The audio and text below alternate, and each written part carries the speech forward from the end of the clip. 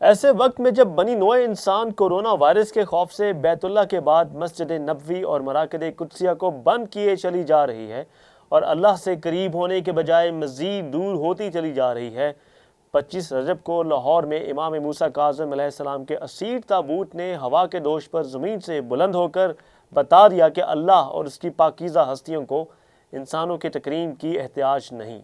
تفصیل جانتے ہیں اعلیٰ حیدر کی زبانی۔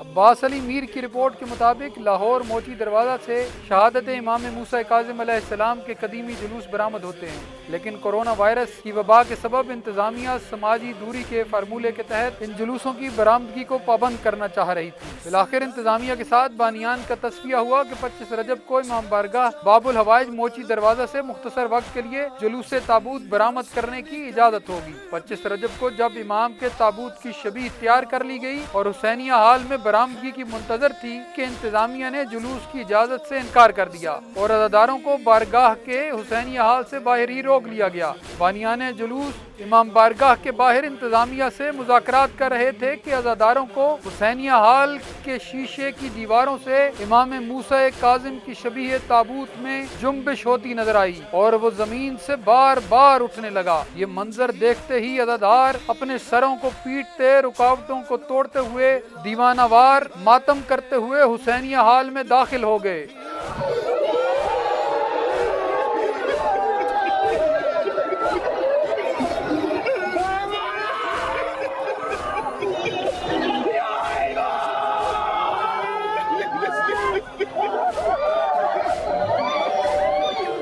اور تابوت اسیر بغداد کو گریہ و ماتم کی دلدوز صداؤں میں برآمد کر لیا گیا۔ امام موسیٰ کاظم علیہ السلام کا ہوا کے دوش پر بلند ہونے والا تابوت قائد ملت جعفریہ آغا سید حامد علی شاہ موسوی کے اس موقف کی تائید کر رہا تھا کہ کورونا کے شیطانی وائرس کا مقابلہ بزدلی سے نہیں، ایمانی جذبہ سے کرنا ہوگا۔ جو مقامات اور رسومات آفتوں میں امت محمدی کی پناہ گاہ تھے، انہیں بند اور مسدود کر کے مصائب کو مزید دعوت دی جا رہی ہے۔ فخر سلیمان حضرت امام موسیٰ کاظم کا تابوت اٹھا کر ہوا نے بتلا دیا کہ وہ بھی فرزند فاطمہ زہرا کی عزادارو غمخوار ہے۔ لگائی جاتی ہیں ماتم پہ بندشیں جتنی، صدائیں سینوں سے اتنی بلند ہوتی ہیں۔